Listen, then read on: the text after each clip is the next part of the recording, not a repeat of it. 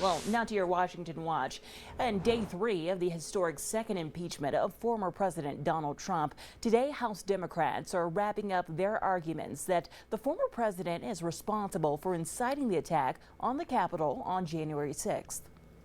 House impeachment managers playing out their final day of opening arguments in split screen. The Democratic prosecutors turning their focus to how former President Donald Trump's actions and inaction allegedly contributed to the deadly insurrection and left lasting damage. This was not a hidden crime.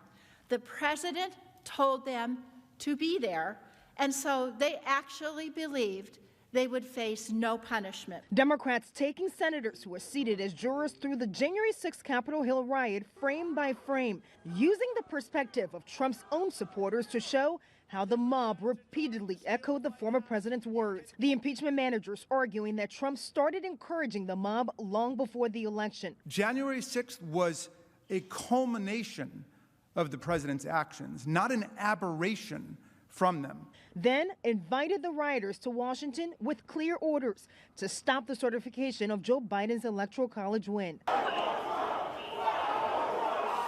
The House managers adding, even after the disastrous assault on the Capitol he allegedly inspired, Trump has yet to show any remorse. People thought that what I said was totally appropriate. Despite the impeachment manager's presentation receiving bipartisan praise, Trump's lawyers telling Fox News the Democrats have yet to make their case. Tomorrow's our opportunity to go. That's when we start to present our case. As they wrap their arguments, Democrats may not win the support of the 17 Republican senators needed to convict, but hope they've made a clear and convincing case to the American people. This wasn't just an attack on the Capitol building and the dedicated people inside. It was an attack on what we were elected to preserve, our democracy. And Trump's defense team is expected to push back on several of the Democrats' claims, arguing that a former president should not be punished for what they call political speech. Faith Abube, ABC News, Capitol Hill.